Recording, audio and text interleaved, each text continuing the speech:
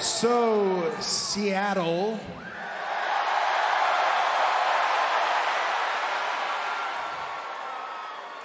What do you want to talk about? Typically, a bit of a redundant question. I usually have a singular focus. When I first came back, I was talking about Seth Rollins. After that, I was talking about my torn pec and the rehabilitation. After that, I was talking about the Royal Rumble. And of course, after that, I was talking about WrestleMania and finishing the story. After last week, it feels a bit cloudy, though, so let's unzip this dress. Let's navigate this fog together, shall we? At WrestleMania 39, under the brightest lights in the main event, I lost.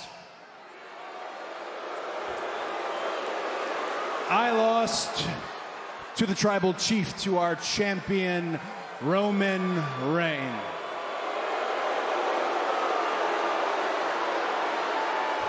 This polarizing moment in WWE history, everybody pointing fingers, casting blame. I would ask that you point the fingers directly at me. You put blame nowhere else but squarely on me. I lost dead in the center. I did not calculate. I did not adjust, not just for Roman Reigns, but for the lengths that Roman Reigns would be willing to go. I lost, and I'm sorry.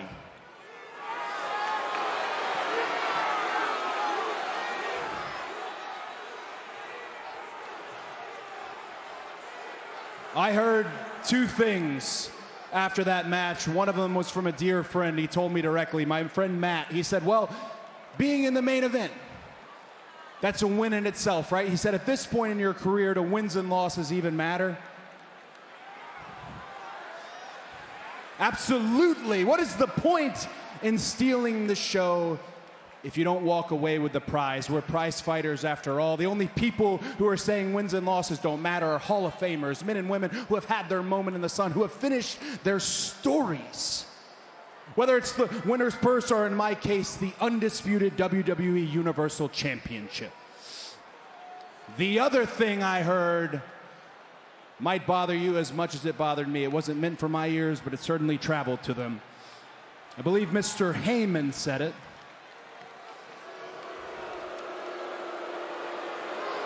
He said if he is ever to challenge for the championship ever again, he's got to earn it. Earn it. That basically refutes, dismisses, not just my whole career, my whole life. At what point, what are we talking about from going from Dashing to Stardust to the main event? From the undercard to the EVP, this derelict wolf who threw himself to the wilderness and came back the leader of the whole pack. Earn it! I am it!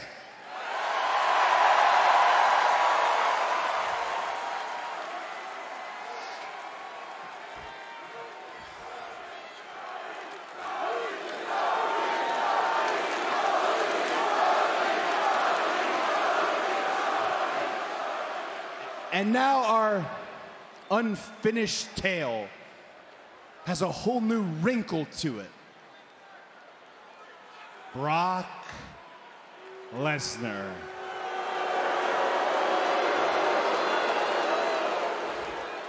You want to know what's more embarrassing than laying there surrounded by 80,000 people with a rubber chicken a foot away from your head and not the two titles that you came to get? What's more embarrassing is when you have to wake up the next day, chin held high even though you didn't want to get out of bed, come to work looking for some modicum of satisfaction, looking for a rematch, looking for retribution, and when not granted that, at least something. And you offer up your innocence, you offer up your partnership to the beast, and he repays it in destruction. Somebody tell me why. Somebody tell me why Brock Lesnar did what he did. I heard on SmackDown that Brock Lesnar was unhappy with his spot at WrestleMania. An event that's usually synonymous with the Beast, the publicity, the key heart, the old school intros. They weren't about Brock, and that I can almost understand. The other thing, though, my theory I have is that Brock Lesnar is uncertain about me, uncertain about the hype that comes with the American Nightmare, uncertain about the change that I brought to WWE, change that would directly affect him. Why else would Brock Lesnar wait to get the drop on me? Why else would Brock Lesnar wait until my back was turned?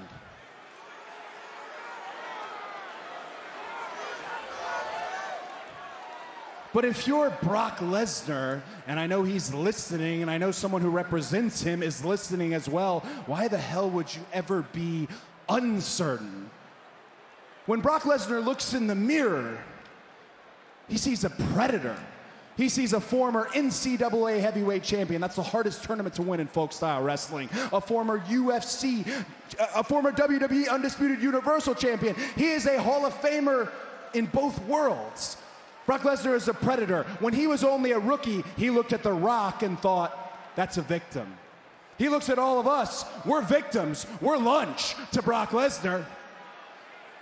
He looked at John Cena, victim. He looked at Randy Couture, victim. He looked at The Undertaker and his lauded streak and thought, victim. Is that what you think when you look at me, Brock Lesnar, victim?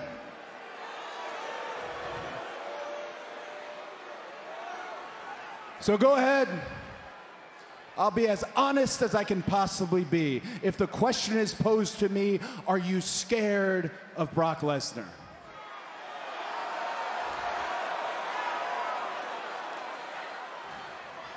Yes. Yes.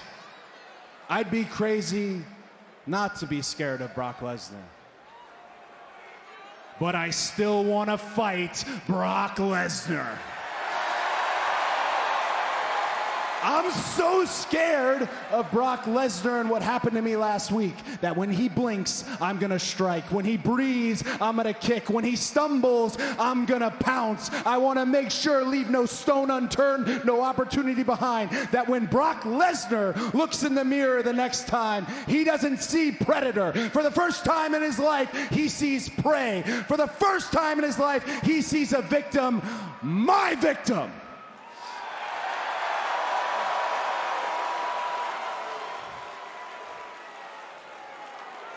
So it can be anywhere, anytime, any place.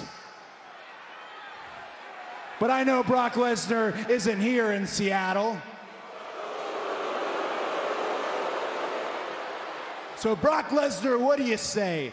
Face to face, eye to eye, one-on-one, the first time ever the American Nightmare Cody Rhodes versus yourself at WrestleMania Backlash. Answer the call.